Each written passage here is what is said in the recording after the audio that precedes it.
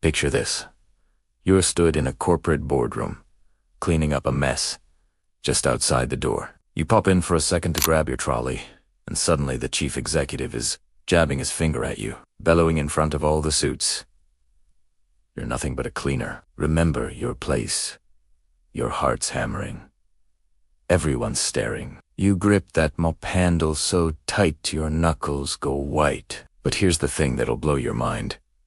In less than 5 minutes, that Sam A. bloke and every single person in that room are about to discover something they never saw coming. You actually own more of their precious company than he does. If you're into stories where everything flips on its head, where people get their comeuppance when they least expect it, you'll want to stick around. What I'm about to tell you is absolutely mad. Elena was 26, but life had knocked the youth out of her faster than it should have done. Every morning she was grafting at an old folks' home, sorting out the residents who could barely remember yesterday. Every afternoon she'd rock up to Westbridge Financial in her tired blue uniform, pushing a cleaning trolley through corridors that smelled of expensive cologne and ambition. She lived in a flat so tiny you could touch both walls from the middle of the room. She took the bus everywhere because a car was a pipe dream. Half her wages went straight to her younger brother so he could finish uni. To Charles Rowan, the chief executive, Elena might as well have been invisible. To everyone else in the company, she was just background noise. To herself, she was simply someone trying to keep her head above water. But there was something nobody knew. Something buried under years of silence and heartbreak. Elena wasn't just some cleaner. She was the daughter of Gabriel Ortiz, the bloke who actually founded Westbridge Financial. And thanks to a legal agreement signed years back, long before her dad died in a car crash, Elena legally owned 31% of the company's shares. Charles, the man who acted like he owned the place, only had 18%. The rest was split between the board. Elena had never claimed her inheritance publicly. She dodged the spotlight, stayed clear of the corporate world, avoided everything that reminded her of the father she lost far too young. Mopping floors felt simpler than trying to live up to the ghost of a man who'd built a bleeding empire. She didn't want power. She just wanted a bit of peace, a quiet life when nobody expected anything from her and nobody could hurt her. The way power hurts people who you aren't ready for it. But Charles Rowan had nicked even that from her. After her dad died, Charles swooped in, elbowed her out, twisted the board round his little finger, and buried any mention of Elena under layers of corporate bollocks. She hadn't fought back. Not until today. The humiliation in the boardroom wasn't even the worst bit. It was what happened after. As Elena wheeled her trolley away, trying to disappear into the corridor, she heard the chief executive raising his voice again. Not at her this time, but at the board. We need to wrap up this acquisition. I don't give a toss what it costs. I want complete control of this company before next quarter. Complete control? Elena stopped dead. Her heart sank. Charles had been trying to buy out the remaining shares for years. If he pulled it off, he'd control everything her father ever built. Everything Elena had inherited, everything she'd spent years running from. Victoria Hale spoke next. She was one of the board members, sharp as a tack in her charcoal gray suit. Charles, the problem is we still don't know who owns the 31% in that silent trust. The solicitor won't say who it is. We can't force a restructuring vote without their CISO. Whoever it is, doesn't matter, Charles scoffed. Probably some pensioner who's forgotten they even have shares. Elena's chest went tight. I had no clue, but Victoria did. She glanced toward the open door just as Elena stepped back into the hallway. Their eyes locked. A quiet recognition passed between them. Victoria had been her father's solicitor. She knew. She'd always known. And suddenly Elena understood something she'd been ignoring for years. Her silence wasn't protecting her. It was giving him power. An hour later, Elena found herself sat on a concrete bench outside the building, her uniform still reeking faintly of disinfectant and floor cleaner. She pulled out her mobile and rang a number she hadn't dialed in years. The line clicked. Elena. Victoria's voice was warm but careful. I think... Elena hesitated. I think it's time. There was a long silence on the other end. I've been waiting for you to say that, Victoria replied. They agreed to meet that afternoon at Victoria's office. As Elena walked away from the corporate tower, she felt something shift inside her. Something she thought she'd buried with her father. Purpose. Not revenge. Not ambition. Not anger. Just purpose. The next afternoon, Victoria walked into the boardroom, carrying a sleek black folder. "Before we start," she said calmly, "there's a matter regarding the trust holder." Charles rolled his eyes. "We haven't got time for this." "You'll make time," Victoria said sharply. The board murmured, surprised. Victoria set the folder on the table.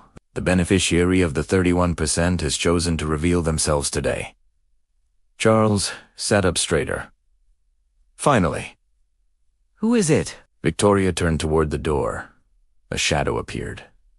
Soft footsteps echoed, and Elena walked into the boardroom. Not in her cleaning gear, but in a crisp navy suit that made the entire room lean forward. Charles's jaw dropped. Elena looked at him with calm, steady eyes. Victoria announced, "Meet Elena Ortiz, majority shareholder of Westbridge Financial." The room absolutely erupted. Startled whispers, scattered gasps, the scraping of chairs as executives instinctively leaned toward each other. The air shifted so violently it was almost physical, like someone had sucked all the oxygen out and then pumped it back in. The lights seemed harsher, exposing every gobsmacked expression round the table. Charles didn't blink. His lips parted slightly, but no words came out. Not yet. His face, which had been red with anger moments earlier, went completely pale. For the first time in years, he looked like a man who'd lost control. Elena stood still, calm, her hands gently clasped in front of her. She wasn't trying to look intimidating. She didn't need to. Her presence alone was enough to tip the balance of power in that room. Victoria stepped aside, letting Elena take center stage with nothing but her silence. It was Maya, one of the younger board members sat on the left, who finally found her voice. "You," she murmured, leaning forward like she couldn't quite believe Elena was real. "You're the beneficiary. You're the Ortiz trust holder." Elena nodded slightly. "I am." A wave of murmurs rolled through the room. Only Charles remained frozen, stuck between disbelief and something much sharper. Fear. Victoria placed several documents on the table, tapping them lightly with a perfectly manicured nail. "Elena Ortiz holds 31% of Westbridge Financial. That makes her the majority shareholder. She has the legal authority to attend all board meetings, propose some motions, vote on corporate actions, and override acquisition attempts." Charles snapped back to life. "Absolutely not," he spat, his voice cracking at the edges. "This is ridiculous. This is staged." Victoria merely raised an eyebrow. "Would you like to contest it? We can bring the trust documents, the signed statements from your predecessor, financial filings, and probate records before the board." Charles's mouth opened, but no sound came out. There was nothing to contest. He knew it. Everyone else knew it too. Elena finally stepped toward the table. "I'm not here to fight anyone," she said quietly. "And I'm not here to nick your seats. I've stayed quiet for years because this company was the last place I wanted to be again." Her eyes softened for a brief moment. "My father poured his life into Westbridge. When he died, I didn't feel strong enough to stand in his shadow, so I took the job that kept me close to the company without actually being part of it." Several board members lowered their eyes, guilt tugging at them. "But," Elena continued, "silence has consequences. It creates room for the wrong people to rise and for the wrong things to happen." She turned her head slowly toward Charles. "And now here we are." Charles slammed his hand on the table. "You've manipulated us all," he hissed. "You hid your ownership. You pretended to be a cleaner." Elena replied softly. "Pretended? Or simply lived my life while you made assumptions about people you reckon are beneath you." The board members shifted again, this time uncomfortable at Charles's expense. Elena leaned forward slightly. "I never pretended to be anything. I took a job. I worked hard. I stayed out of corporate drama. That's not trickery. That's just work." Charles's throat bobbed with swallowed rage. "You undermined the chain of command." "I cleaned hallways," Elena said, raising an eyebrow. "Which bit of that undermined anything?" Maya covered her mouth to hide a smile. Others didn't bother. A few had been waiting years for someone to stand up to Charles Rowan. Victoria cleared her throat. We have several agenda items that require the majority shareholders' vote. We'll begin unless Charles has more objections. You're damn right I have objections, Charles roared, standing up. This girl can't run anything. She can't even understand corporate structure. She mops floors, for God's sake. Nobody spoke, but the discomfort was sharp enough to slice through the air. Elena stayed still. Then she walked toward the head of the table, Charles's seat. She didn't sit in it. She simply stood behind it, resting her hand on the leather back. Mr. Rohan, she said quietly, do you reckon intelligence is tied to job title, or respect, or worth? Charles took a step back. Don't twist my words. I don't need to, she replied softly. You've twisted them enough already. Her gaze swept round the room. When you shouted at me yesterday, you didn't know who I was. But nothing about that moment changes who I am. Wealth doesn't make someone more deserving of respect. Titles don't make someone better. Charles scoffed. Spare us the inspirational speech. You're here because your father gave you shares, not because you earned them. Elena didn't flinch. And you're here because my father trusted you, she said calmly. Tell me, Mr. Rowan, did you earn that trust? His silence was deafening. Elena nodded to Victoria. Let's carry on. The meeting stretched on for an hour, then 2. Documents were reviewed. Acquisition attempts were stopped dead. A vote was held on several ethics concerns, most of them tied to Charles's dodgy leadership choices. Elena watched quietly at first, observing how the board communicated, how they voted, how pressure and politics shaped each moment. Charles, getting more and more agitated, tried to interrupt constantly. She's got no experience. She doesn't know what she's signing. Elena, you're being manipulated. You're embarrassing yourself. Let me help you, but each time. Elena responded with the same patient, level voice. I can read. I can decide. I'm not confused. I'm not scared. And finally, I'm done letting you speak for me. Her presence alone changed everything. Board members who usually cowered under Charles's authority found their voices. Those who'd quietly disagreed with him now felt safe enough to oppose him. The atmosphere of fear began to evaporate. Charles felt it. He felt the shift, the loss, the unraveling of the empire he'd built through intimidation. He slammed his fist down again. This is chaos. You lot are letting a cleaner dictate the future of this company. It was Maya who spoke first. No, she said firmly. We're letting the majority shareholder dictate the future of this company, the same way we always have. That's how boards work. Charles glared at her, then at Victoria, then at Elena. He pointed a trembling finger at Elena. You reckon you can waltz in here and destroy everything? You reckon you can make decisions that affect thousands of employees? Elena met his gaze. I reckon, she said quietly, that what destroys companies isn't who cleans the floors, it's who leads from fear. The board murmured again, not in surprise this time, but agreement. Charles's eyes dotted round wildly, searching for someone to back him. Nobody did. The loyalties he'd assumed were rock solid had never been loyalty at all, only fear. And that fear was melting in real time. Finally, Victoria placed a final document on the table. This motion concerns leadership restructuring, she announced, specifically the confidence and continuation of Charles Rowan as chief executive. Charles went pale. You can't. This is insane. I built this company. You inherited your position, Victoria said coolly, same as Elena inherited her shares. One of you still respects the foundation that built this place. The other uses it as a weapon. Charles let out a bitter laugh. You wouldn't dare. But when the vote began, hands rose round the table. 1, 2, 3, 4. Even board members he'd believed were unwaveringly loyal voted against his continuation as chief executive. Charles turned to the last member, a bloke named Brian, who'd always nodded along to everything he said. Brian, Charles whispered. Don't you dare. Brian's voice trembled. I'm sorry, Charles, but this company deserves better. Isandros. Charles staggered back like he'd been slapped. The vote was unanimous. He was finished. Elena didn't smile. She didn't celebrate. She simply looked at Charles with quiet, steady eyes. Mr. Rowan, she said softly, you told me to know my place. She stepped back from the head chair and turned slightly so he could see what she meant. This is my place.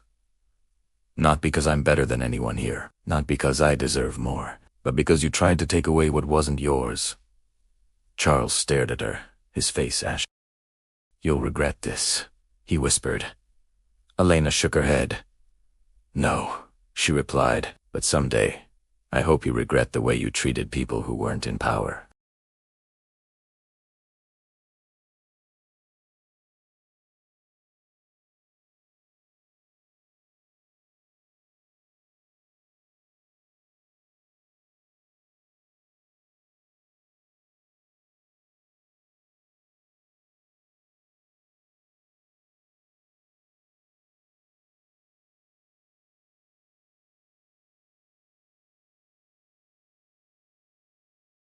Minutes later, when she left the boardroom, the silence still hadn't broken. Not one word, not one breath, not one sound dared follow her.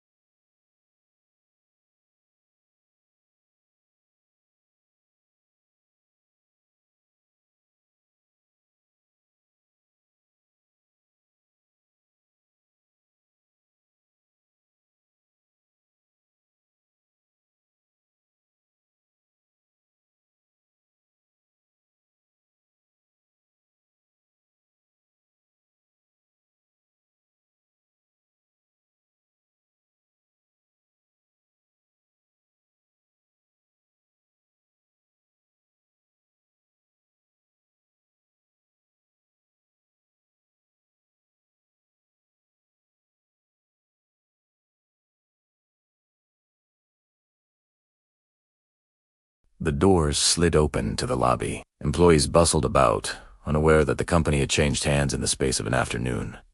A few recognized her, the quiet cleaner who emptied bins, wiped glass surfaces, and mopped floors during late hours. Some smiled politely.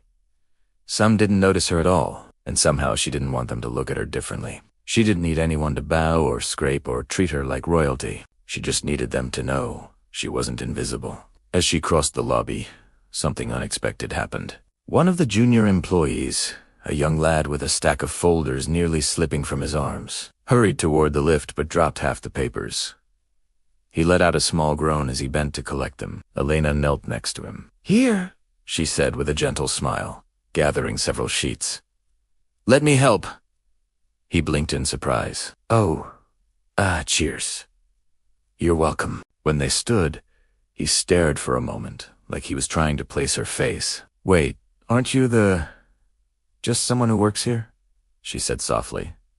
His expression softened. Well, someone should tell management to treat people better. The young lad grinned, not yet realizing who she was, and hurried off. He didn't know who you were, she said once Elena reached her.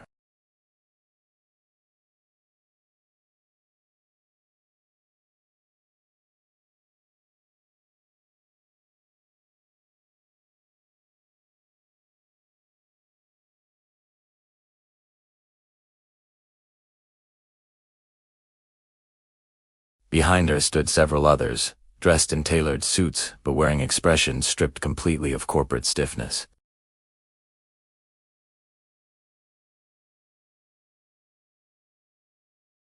Elena shook her head. You don't owe me an apology. But we do, another board member insisted. Not because of who you are now, but because we should have respected you before we knew. Elena's chest tightened, but in the softest way. Thank you, she said quietly. Maya took a breath. The board, we'd like you to consider something. Elena raised an eyebrow. What's that? We want you to join us. Not just as a shareholder, but as an active leader. You don't have to be chief executive, though you've every right to be, but we want your voice in the room. Elena felt her heart slow, then race, then settle into something steady. The cleaning job had been safe. Keating Beseevil, this was the opposite. Let me think about it, she said after a moment.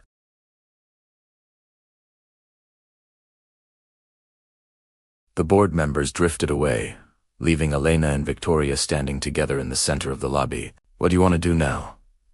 Victoria asked.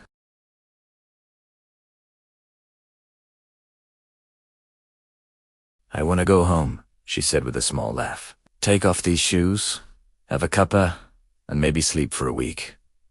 Victoria chuckled. You've earned it. Elena smiled. And after that, maybe I'll see what kind of place this company could become if people did unlead from fear. And you? Victoria asked gently. What would you lead with? Elena looked at her reflection in the glass doors, the same eyes she'd seen her entire life, but newly unburdened. Respect, she said, and maybe a bit of courage. They walked out into the late afternoon sun together, the light casting long shadows behind them. Like everything Elena had been carrying for years was finally falling away. Across the street, Charles Rowan stood near the corner, his tie loosened, his expression hollow. He'd left the building earlier, alone, his authorities stripped from him in minutes. He saw her now, and for the first time ever, he didn't glare or shout or try to reassert control. He simply looked lost. Elena hesitated, not out of pity, but out of understanding. Fear had shaped him into who he'd become. Silence had shaped her into who she'd been. But today, both of them had changed. She nodded once, a gesture not of forgiveness, but acknowledgement. A quiet goodbye to the version of herself who'd once trembled beneath his voice. Charles lowered his gaze. Elena turned away. She crossed the street toward the bus stop. But halfway there, she paused, looked back at the massive building towering above the city, and understood something she'd never allowed herself to believe. This was her place, not because anyone gave it to her.